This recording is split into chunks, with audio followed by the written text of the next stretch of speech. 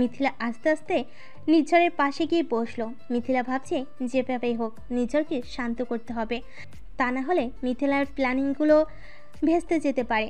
মিথিলা আস্তে করে নির্ঝরের হাতের উপর হাত রাখলো। নির্ঝর চোখ গরম করে তাকালো মিথিলার দিকে। নির্ঝর ওর হাত সরাতে নেবে, তখনই মিথিলা নির্ঝরের হাত আরও শক্ত করে ধরলো। নির্ঝর চোখ গরম করে মিথিলার দিকে তাকিয়ে বলল, হাত সরাও মিথিলা, আমাকে একটু একা থাকতে দাও। আমি থাকতে তুমি একা থাকবে কেন নির্ঝর? দেখো, আমার কিন্তু মন মেজাজ কোনোটাই ভালো নেই। আমি আজকে মেঘার ব্যবহার দেখে একদম তাজ্জব বনে গেছি। আমি কোনোদিনও মেঘার কাছ থেকে এরকম ব্যবহার আশা করিনি। মিথিলা ভাবছে মেঘার সামান্য এইটুকু কথা শুনে নির্ঝর এতটা পরিমাণ রিয়াক্ট করছে, বাকি সবটা শুনলে নির্ঝর না জানি মেঘাকে কি করে। মিথিলা নির্ঝরকে বলল, বাদ দাও না ওইসব কথা, ওর যা ভালো মনে হয়েছে ও বলেছে। এসব কথা ধরে থাকলে তো আর জীবন চলবে না।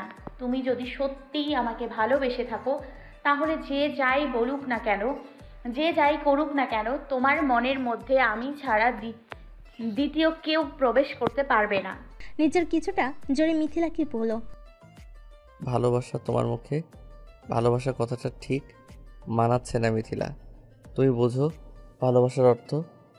যদি তুমি আমার ভালোবাসা বুঝতে, তাহলে আমাকে দিনের পর দিন এইভাবে দূরে সরিয়ে রেখে কষ্ট দিতে না মিথিলা।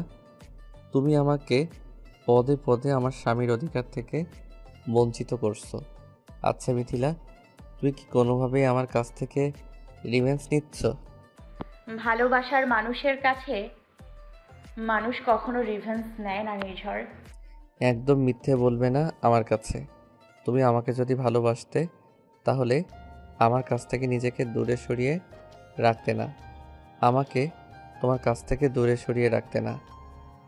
যতবার আমি তোমার কাছে যেতে চেয়েছি, তোমাকে আমার কাছে আনতে চেয়েছি, ততবার তুমি আমাকে দূরে সরিয়ে দিয়েছো। তুমি দূরে সরে গেছো কেন মিথিলা? কেন? মিথিলা দুই হাত দিয়ে নির্ঝরের গালে হাত দিয়ে বলল, যে ভালোবাসে সে ধৈর্য ধারণ করতে পারে। মনে করো এটা তোমার ধৈর্যের পরীক্ষা। আমি জানি আমার কাছে থেকে দূরে থাকতে তোমার কষ্ট হচ্ছে। কয়েকটা দিনের জন্য মনে করো না আমি মরে গেছি। সঙ্গে সঙ্গে নির্ঝর মিথিলার মুখে হাত দিয়ে বলল, খবরদার, এরকম কোনো বাজে কথা তুমি আমার সামনে বলবে না, ঠিক আছে? তুমি কয়েকদিন কেন, কয়েক বছর সময় নাও, আমার তাতে কিছু যায়ও না আসেও না, বুঝতে পেরেছো? এই বলে নির্ঝর উঠে যাচ্ছিল। তখনই মিথিলা নির্ঝরের হাত ধরে বলল, কোথায় যাচ্ছ একটু তাকাও আমার দিকে। নির্ঝর প্রচণ্ড অভিমান নিয়ে বলল, তোমার দিকে তাকানোর আমার কোনো দরকার নেই। আমার হাতটা ছাড়ো, আমাকে যেতে দাও। মিথিলা নির্ঝরের থুতনি ধরে নির্ঝরকে মিথিলার দিকে ফিরিয়ে বলল, বাবা, আমার নির্ঝর বাবুর তো অনেক রাগ হয়েছে মনে হয়। দেখি তো কোথায় রাগ হয়েছে। এই বলে নির্ঝরের ঠোঁটের সাথে মিথিলা ঠোঁট মিলিয়ে দিল। নির্ঝরও মিথিলাকে জড়িয়ে তোলো। বেশ কিছুক্ষণ পর ওরা দুজন দুজনকে ছেড়ে দিল। মিথিলা একটু লজ্জা লজ্জা চোখ নিয়ে নির্ঝরের দিকে তাকিয়ে পড়ল। রাগ কমেছে আমার নির্ঝর বাবুর? না, এইটুকুতে আমার রাগ কমবে না। আমার আরও কিছু চাই। এই বলে নিঝর মিথিলার ঘাড়ে মুখ গুজে দিল। মিথিলার সারা শরীরে শিহরণ বয়ে যাচ্ছে। মিথিলা নিঝরের টি শার্ট খামচি দিয়ে ধরে, চোখ বন্ধ করে আছে। হঠাৎ মিথিলার হুঁশ ফিরল। মিথিলা তাড়াতাড়ি করে নিঝরকে সরিয়ে দিয়ে নিজে সরে গেল। মিথিলার এমন কর্মকাণ্ডে আশ্চর্য হয়ে গেল নিঝর। কি হলো মিথিলা, এইভাবে সরে গেলে কেন? না মানে আমার মনে হচ্ছে মা আমাকে ডাকছে। আসছি মা। এই বলে মিথিলা তাড়াতাড়ি করে রুম থেকে চলে গেল। নিঝরের প্রচণ্ড পরিমাণ বিরক্ত লাগলো মিথিলার এই কর্মকাণ্ডে। নিঝরে কেন যেন মনে হচ্ছে কোনো একটা কারণে মিথিলা নিঝরের কাছাকাছি আসতে চেয়েও আসতে পারছে না, কিন্তু সেটা কি বুঝতে পারছে না নিঝর। মিথিলা রুম থেকে বেরিয়ে একপাশে দাঁড়িয়ে দাঁড়িয়ে নিজেকে বলছে, ছিছি মিথিলা, তুই এটা কি করতে যাচ্ছিলে? আর একটু হলেই তো তুই আর নিঝর ঘনিষ্ঠ হতে যাচ্ছিলি। কত বড় ক্ষতি করতে যাচ্ছিলি তোর আর নিঝরে, শুধুমাত্র এই রাতটা আর কালকের দিনটা। তারপরে নিঝরকে নিয়ে ডক্টরের কাছে যেতে হবে। ওর টেস্ট করানোর পরে রিপোর্ট ঠিক আসলে আমার আর নিঝরের মধ্যে কোনো বাধা থাকবে না। নিঝর কিছুতেই মেঘার বলা কথাগুলো ভুলতে পারছে না। এই কথাগুলোর পিছনে অবশ্যই কিছু না কিছু রহস্য লুকিয়ে আছে, যা নিঝরের অজানা। নিঝরকে জানতে হবে কেন মেঘা এই কথাগুলো তখন বলল। নিঝরের বাবার মার এই কথাগুলো বলার মানেটা অবশ্যই জানে, তাই নিঝর তার মা আর বাবার রুমে গেল। নিঝর ওর বাবা আর মায়ের রুমের সামনে গিয়ে শুনতে পেল ওর বাবা মা বলছে, মেঘা এটা কি কাজ করলো বলতো? এই কাজটা মেঘা একদমই ঠিক করেনি। মেঘাকে আর এই বাড়িতে রাখাটা খুব রিস্ক হয়ে যাবে। নিঝরের বাবা তার স্ত্রীর সাথে সহমত পোষণ করে বলে, হ্যাঁ, তুমি ঠিকই বলেছো মেঘা। মেঘাকে বাসায় পাঠিয়ে দিতে হবে। আমি কালকে রুমানাকে বলবো মেঘাকে এসে নিয়ে যেতে। নিঝরের মা কিছুটা চিন্তার ভাঁজ কপালে নিয়ে পড়ল। আমার নিঝরকে নিয়ে খুব চিন্তা হচ্ছে। নিঝর যদি ভুলেও এইসব কিছু জানতে পারে তাহলে তো তুল কালাম বাঁধিয়ে ফেলবে। আমার আগেই উচিত ছিল নির্ঝরকে কথাটা জানিয়ে দেওয়া, তাহলে আজকে এত ভয়ে ভয়ে থাকতে হতো না। তখনই নিঝর বলে উঠল, আমি ঠিক ভেবেছিলাম তোমরা আমাদের কাছ থেকে কোনো না কোনো কথা লুকিয়ে গেছো, কিন্তু কি কথা লুকিয়ে গেছো আমি এই মুহূর্তে সেটা জানতে চাই। কি এমন কথা যেটার জন্য তোমরা এতটা ঘাবড়ে আছো? হঠাৎ নিঝর চলে আসাতে নিঝরের মা আর বাবা দুজনেই প্রচণ্ড রকমের ঘাবড়ে গেল। নিঝরের মা ভাবছে যদি নিঝর কোনোভাবে মেঘার সাথে ওর বিয়ে দেওয়ার কথাটা জানতে পারে তাহলে তো ও বাড়ির মধ্যে তুলকালাম বাঁধিয়ে দিবে। নিঝর আবার তার মাকে বলল, কি হলো মা, চুপ করে আছো কেন? আমার কথার উত্তর দাও। মেঘাকে তোমরা কেন এত ভয় পাচ্ছ? আর মেঘা যে কথাগুলো তখন বলেছিল সে কথাগুলো নিয়ে তোমরা কেন এত পরিমাণে ঘাবড়ে আছো আমাকে সব খুলে বলো, আমি জানতে চাই এর পেছনে ঠিক কী রহস্য লুকিয়ে আছে। নিঝরের মা আমতা আমতা করে বলল, তুই কি সব বলছিস নিঝর? এইগুলো আমরা তোর কাছ থেকে কি লুকাবো আর কেনই বা লুকাবো? আমি তো সেটাই তোমাদের কাছে জানতে চাচ্ছি, তোমরা আমার কাছে কি লুকাচ্ছ আর কেন লুকাচ্ছ? নিঝরের মা বুঝতে পারছিল না নিঝরকে কি কি বলবে। নিঝরের বাবা শান্ত গলায় বলল, দেখো নির্ঝর, একটা কথা সবসময় মনে রাখবে, বাবা আর মা কখনোই সন্তানের খারাপ চায় না। বাবা আর মা কোনো না কোনো দিক দিয়ে সন্তানের ভালো চাই বলে সবসময় চায় তার সন্তান কিসে ভালো হবে কিসে মন্দ হবে সেটা নিয়ে ভাবনা চিন্তা করতে। তুমি ওই বিষয়টা নিয়ে এত মাথা ঘামিও না। নির্ঝর, যাও, নিজের রুমে চলে যাও। নিঝর এবার আরও অনেক শিওর হয়ে গেল তার বাবার কথা শুনে মেঘার বলা কথাগুলোর মধ্যে কোনো না কোনো রহস্য লুকিয়ে আছে, যেটা তার বাবা আর মা তার কাছ থেকে লুকিয়ে যাচ্ছে। কিন্তু তার বাবার কথার উপর আর কোনো কথা বলতে পারল না নিঝর। নিঝর রুমে চলে যাচ্ছিল, তখনই আবার ঘুরে তার বাবাকে বলল, আমি ঠিক জানি না তোমরা আমার কাছ থেকে ঠিক কী লুকাচ্ছ, কিন্তু বাবা একটা কথা কি জানো, সত্যি কোনো দিন চাপা থাকে না। হয়তোবা আজ না হয় কাল আমি সত্যিটা জানতে পারবো। জানি না সত্যিটা ঠিক কী, কিন্তু যখন সত্যিটা আমার সামনে আসবে তখন পারবে তো আমার সামনাসামনি দাঁড়াতে। কথাটা বলে চলে গেল নিঝর। নিঝর চলে যেতেই নিঝরের মা আর বাবা একে অপরের দিকে তাকালো। নিঝরের মা বলল, আমাদের আসলে নিঝরকে জানিয়ে দেওয়া উচিত ছিল বিষয়টা। দেখো নির্ঝরের মা, আমি আর চাই না এই বিষয়ে কোনো রকমের কথা আর এ বাড়িতে হোক। আসলে আমাদেরই ভুল ছিল নির্ঝরের মতামত না নিয়ে মেঘাকে আমরা নির্ঝরের জন্য পছন্দ করেছিলাম। এটা আমাদের করাটা ঠিক হয়নি। নির্ঝর আর মেঘা ছোটবেলা থেকে একসাথে বড় হলেও নির্ঝর কখনোই মেঘাকে অন্য কোনো চোখে দেখেনি। এটা আমাদের ভাবা উচিত ছিল। আর এই কথাটা যদি নির্ঝর জানতো তাহলে আমাদের সম্পর্কে নির্ঝরের নেগেটিভ ধারণা হয়ে যেত। আমি চাই না আমার ছেলেটা দ্বিতীয়বার আর কোনো রকম আঘাত পাক। মেঘা এখনও রুমে থম মেরে বসে আছে। আজকের ঘটনাটাই মেঘা যথেষ্ট বুঝতে পারছে। নির্ঝরের মনের মধ্যে মেঘার জন্য তিল পরিমাণ জায়গাও নেই। নির্ঝরের মন প্রাণ জুড়ে সবটা একমাত্র মিথিলাই আছে, সেখানে মেঘা সামান্য একটা তৃতীয় ব্যক্তি মাত্র, যাকে ভালোবেসে যাকে নিয়ে গড় বাঁধার স্বপ্ন দেখেছিল। সেই স্বপ্নটা মেঘার স্বপ্নই রয়ে গেল।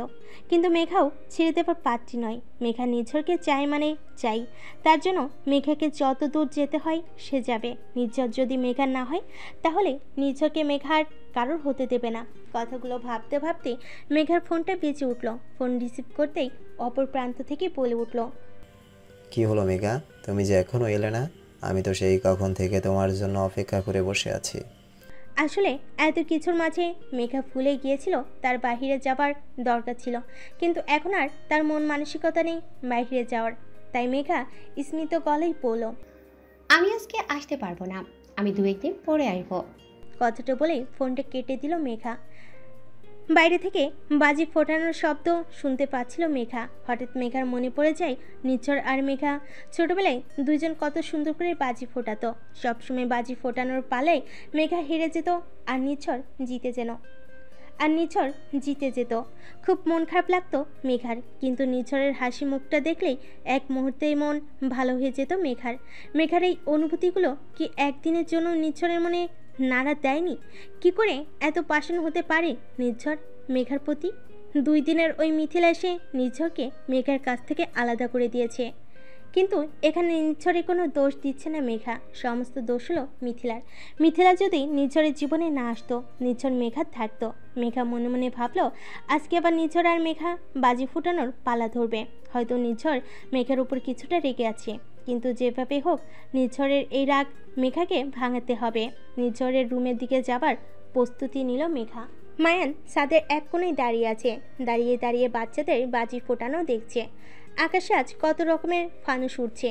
আজকে পুরাতন বছর শেষ হয়ে আগামীকাল নতুন বছরের নতুন সূর্য উদয় হবে, কিন্তু মায়ানের জীবনে নতুনত্ব বললে কিছু নেই। তার পুরাতন অতীতের স্মৃতি তাকে প্রতিনিয়ত তিলে তিলে পুড়িয়ে মারছে। মায়ানের প্রতি রাইসের অনুভূতি আর ভালোবাসা দেখার পর মায়ান ভেবেছিল নিজের অতীতটাকে ভুলে গিয়ে রাইসাকে নতুন করে জীবন শুরু করবে, কিন্তু রাইসাও হয়তো তার জীবন থেকে দূরে সরে যাবে।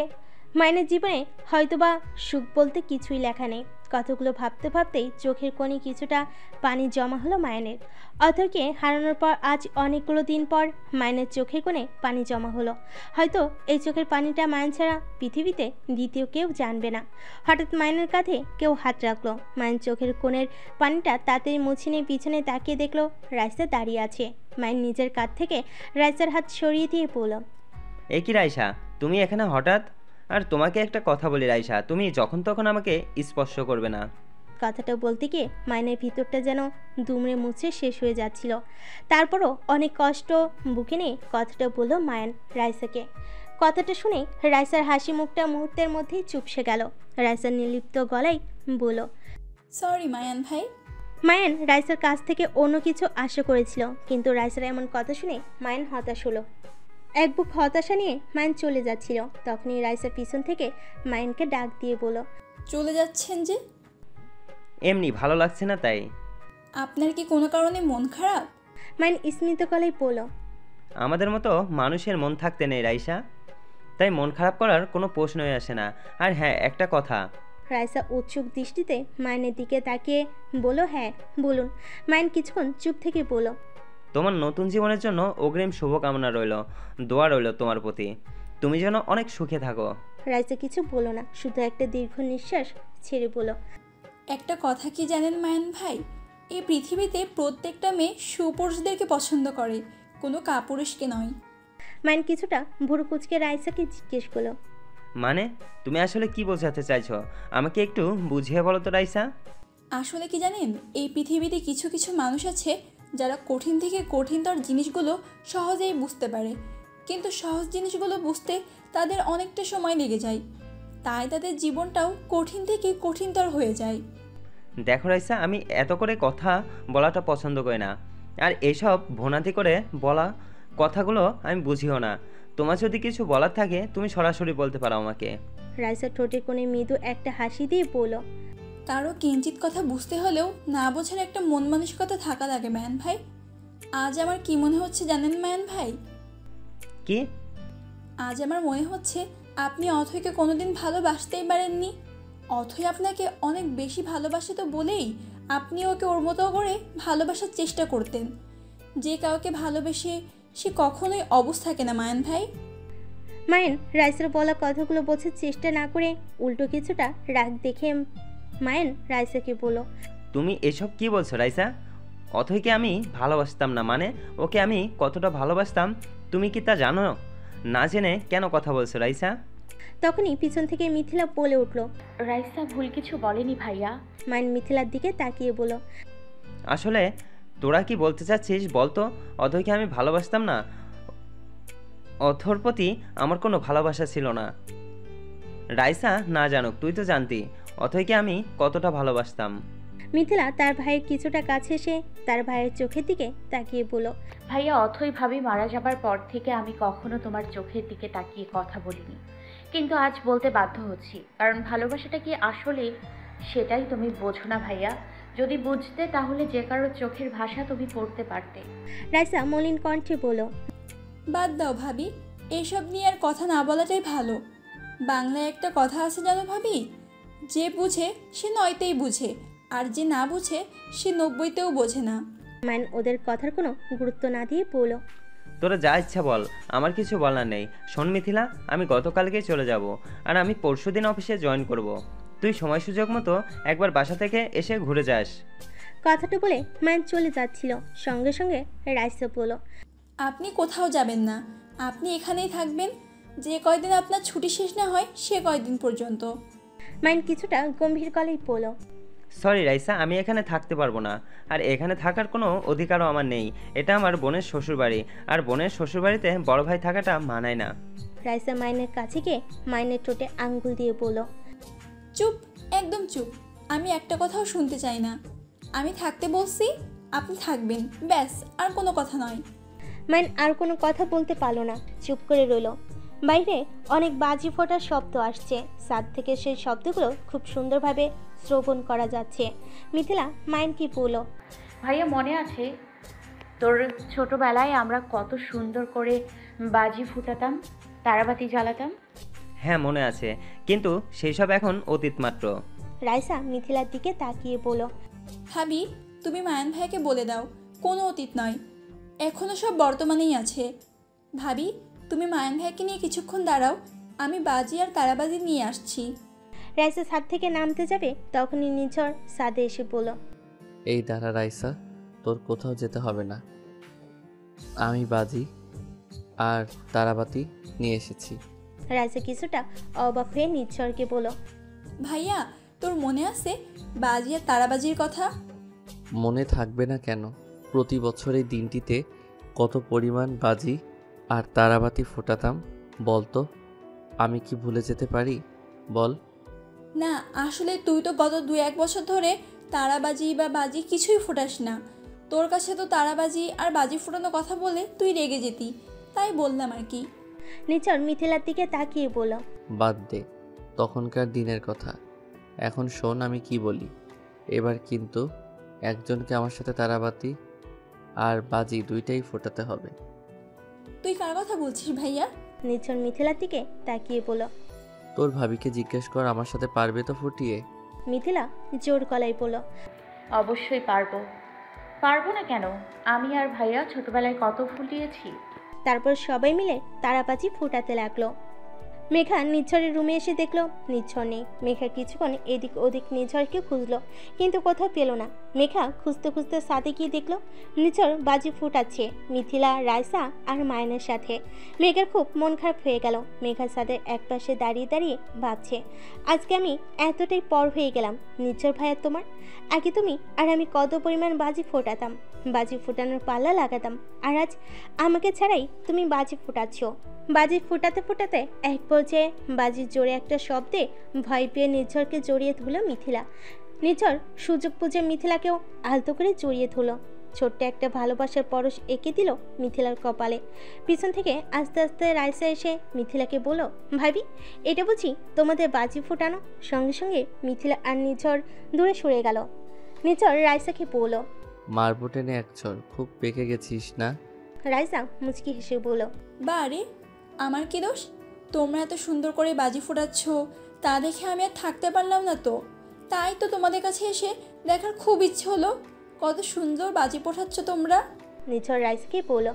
গেলি এখান থেকে না, মাইর খাবি। রাইসা দৌড়ে চলে গেল বাজি ফুটাতে। নিঝড় মিথিলার দিকে তাকিয়ে বলল, সামান্য একটা বাজিকে এত ভয় পাচ্ছ? কই আমাকে তো কোনোদিন ভয় পেতে দেখিনি। মিথিলা ওর ঠোঁটে দুষ্টামির একটা হাসি দিয়ে বলল, আপনাকে কেন ভয় পাবো? আপনি কি বাজি নাকি যে ফেটে যাবেন আর আমি ভয় পাবো? আসলে মিথিলা তুমি যে কি আমি নিজেও মাঝে মধ্যে বুঝতে পারি না। আমি কি? বলো না। তুমি একটা ভিতর ডিম। মিথিলা একটু রাগ দেখিয়ে বলল, কি আমি ভিতর ডিম? আমি আর বাজি ফাটাবই না, আমি গেলাম। এই বলে মিথিলা চলে যাচ্ছিল। তখনই নিঝর মিথিলার হাত ধরে বলল, সরি, আমি তো দুষ্টামি করছিলাম। আচ্ছা চলো, আমি তোমাকে বাজি ফোটানো শিখিয়ে দিচ্ছি। তবে মিথিলা, তোমাকে রাখলে কিন্তু খুব সুন্দর লাগে। মিথিলা একটু লজ্জা পেয়ে বলল, হয়েছে, চলো, আমাকে বাজি ফোটানো শেখাবে।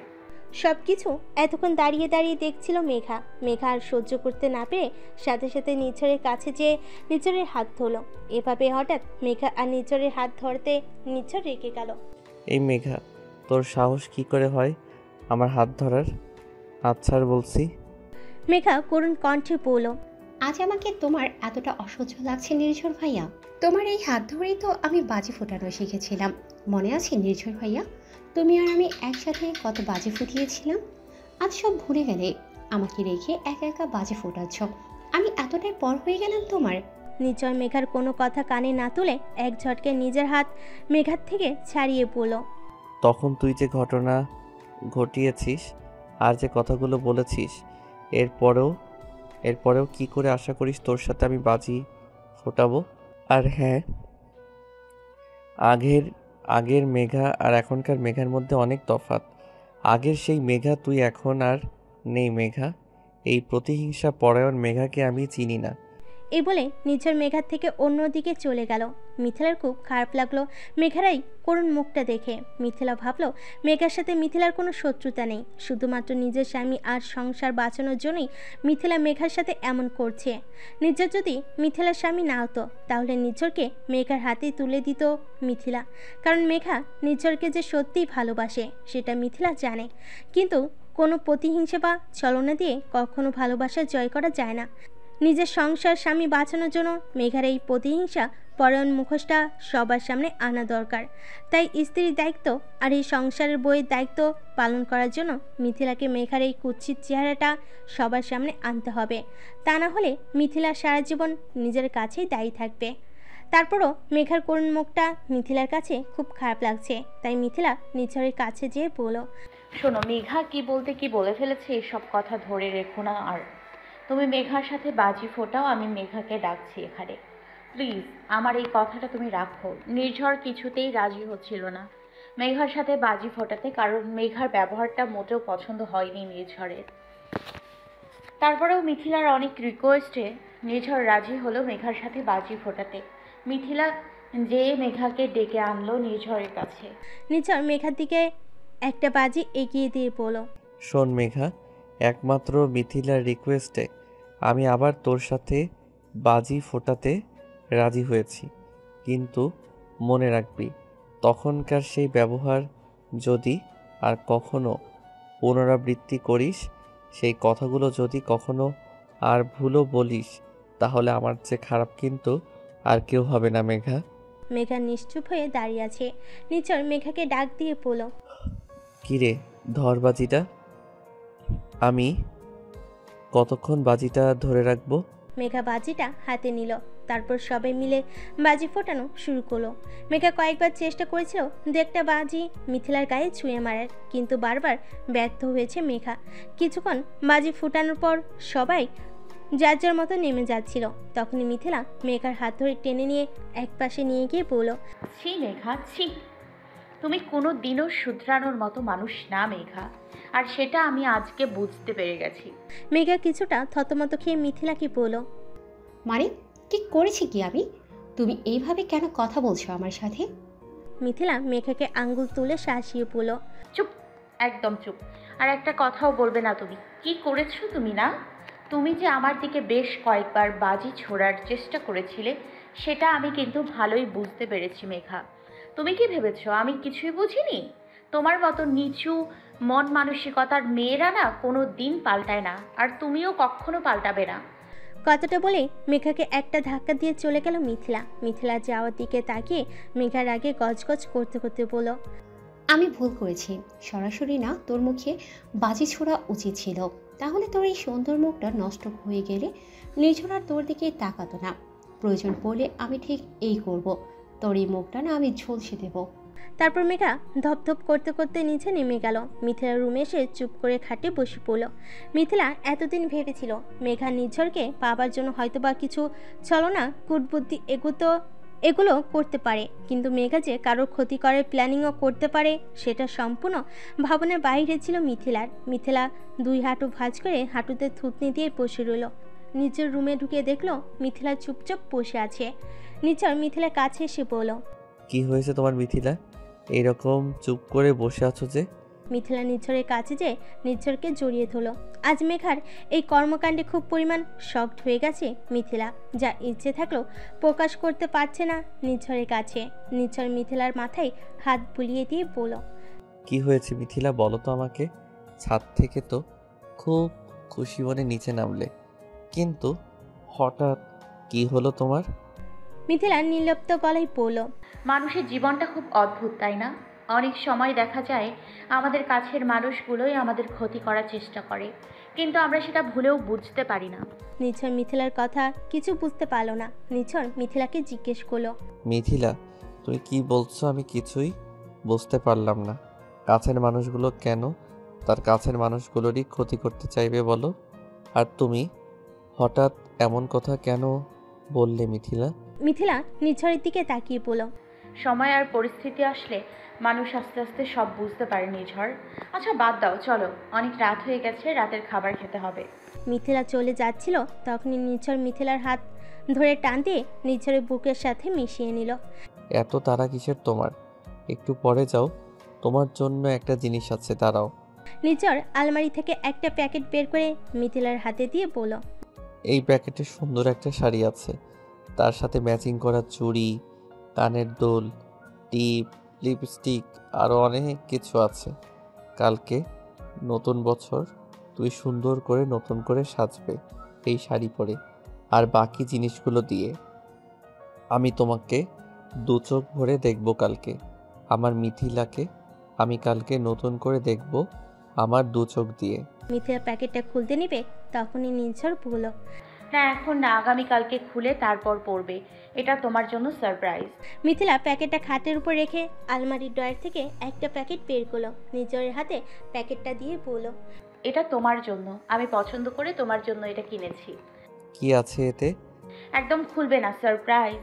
আচ্ছা, আমার কথায় আমাকে ফিরিয়ে দিচ্ছ? না, এটা আমি তোমার জন্য আগেই আনিয়ে রেখেছিলাম, চেয়েছিলাম আজকে তোমাকে দিতে।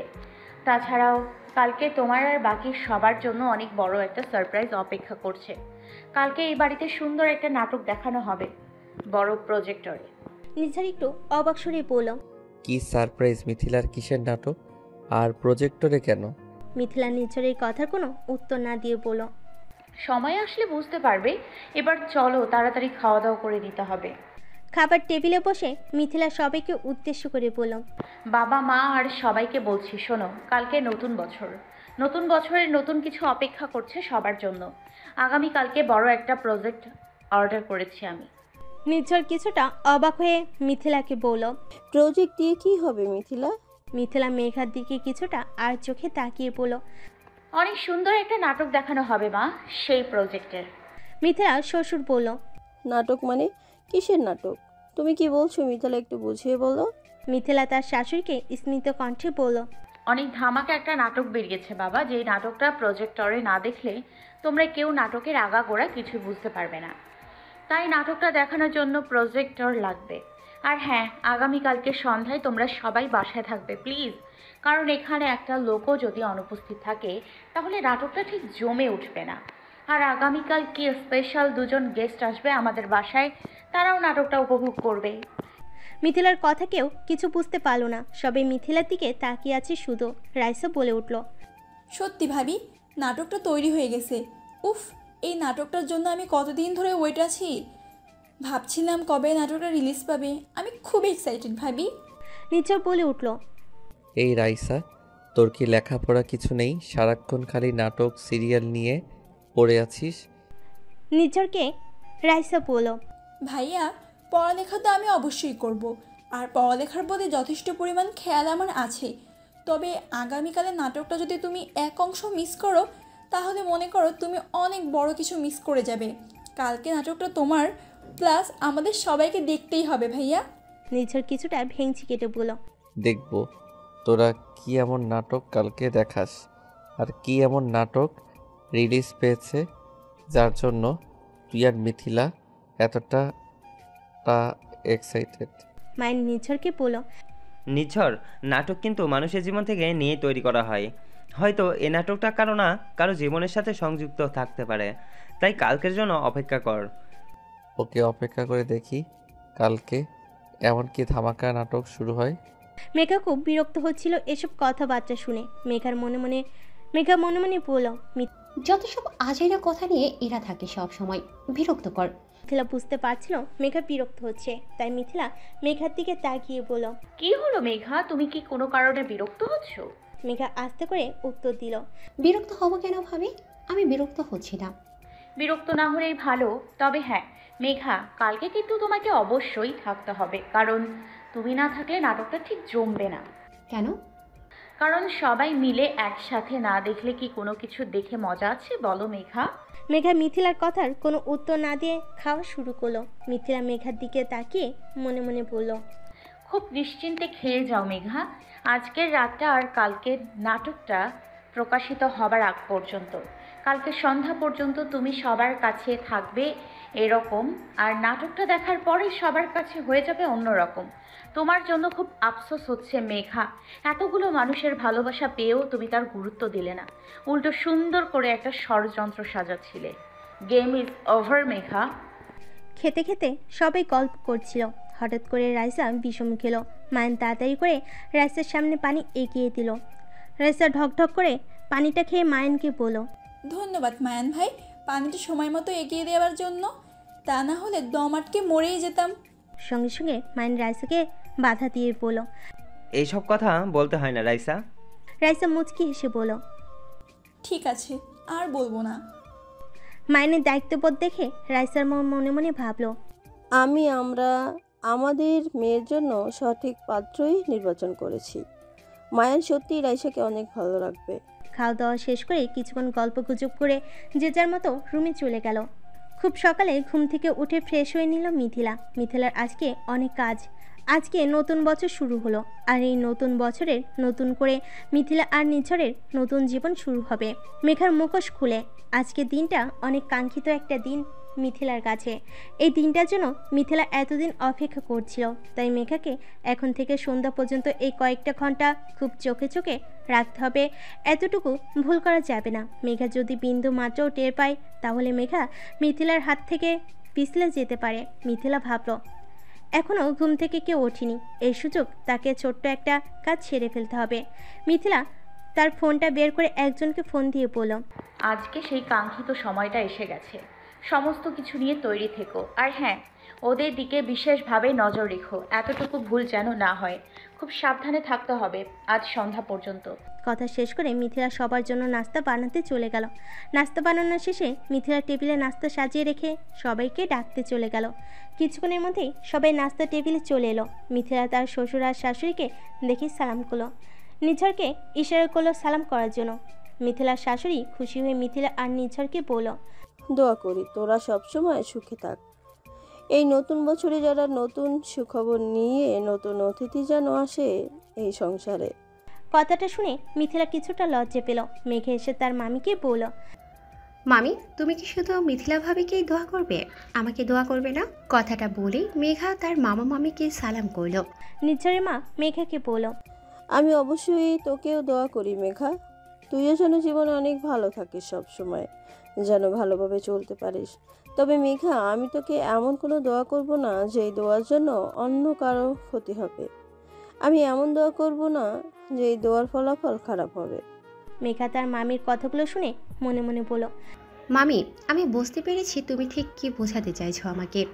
তুমি না চাইলেও আমি নির্ঝর ভাইয়াকে চাই, আর না বললেও নির্ঝর ভাইয়াকেই আমি চাই। তোমার দোয়া আমার লাগবে না মামি, নির্ঝর ভাইয়া আমার হলেই চলবে, আমার আর কিচ্ছু দরকার নেই।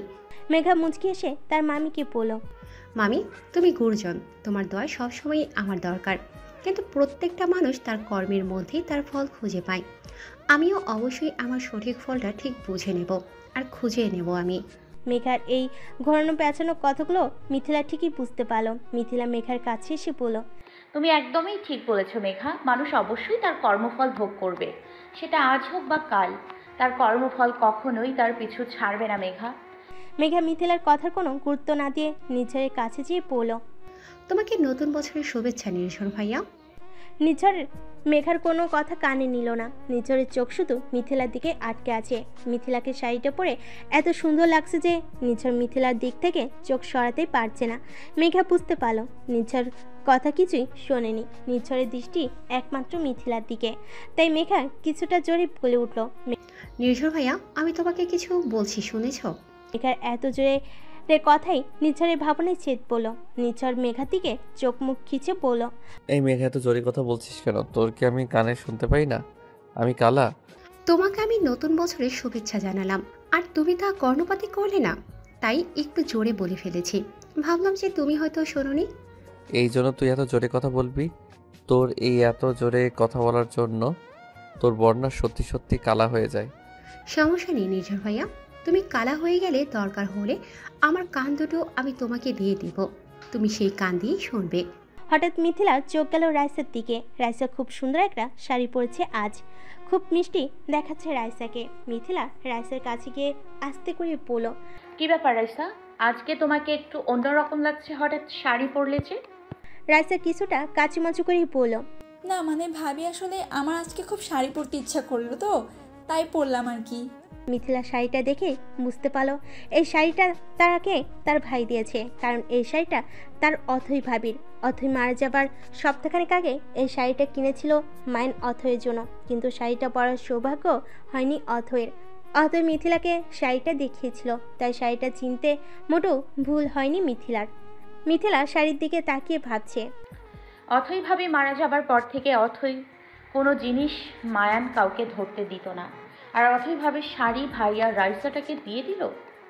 এটাতেই বোঝা যায় মায়ান রাইসাকে ভালোবেসে ফেলেছে, কিন্তু সেটা প্রকাশ করতে পারছে না। এই ঝামেলাটা মিটে গেলে মায়ান আর রাইসাকে এক করার দায়িত্ব মিথিলার। মিথিলা রাইসার হাত ধরে বলল, রাইসা, এই শাড়িটা তুমি খুব যত্ন করে রেখো, কারণ এই শাড়িটাতে অনেক ভালোবাসা আর স্মৃতি জড়িয়ে আছে, তাই এই শাড়িটা খুব সুন্দর যত্ন সহকারে রেখো।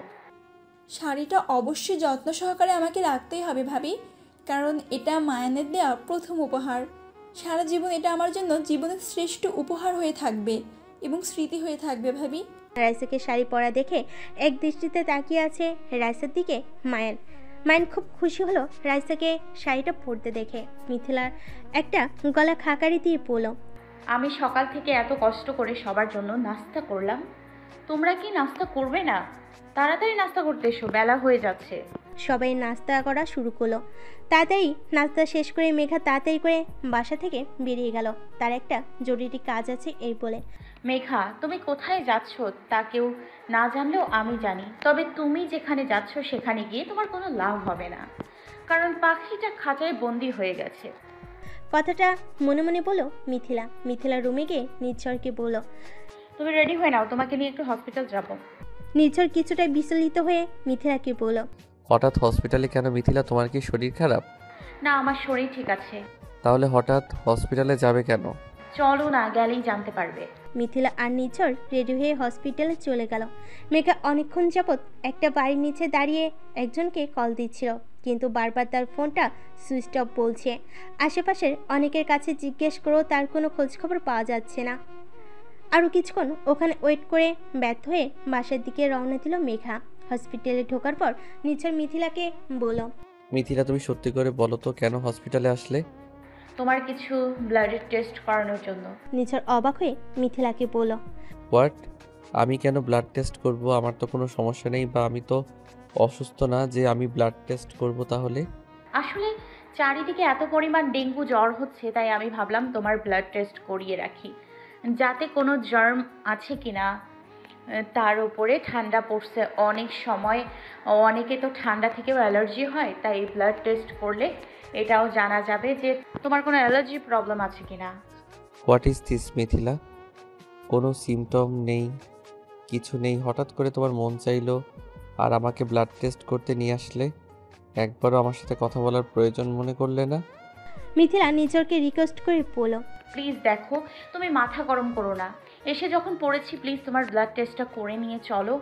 আর এখানে তো খারাপ কিছু নেই, ব্লাড টেস্ট করলে তো জানা যাবে যে তোমার অ্যালার্জিক কোনো প্রবলেম আছে কিনা বা ডেঙ্গুর কোনো জার্ম আছে কিনা। প্লিজ চলো। Just ridiculous Mithila.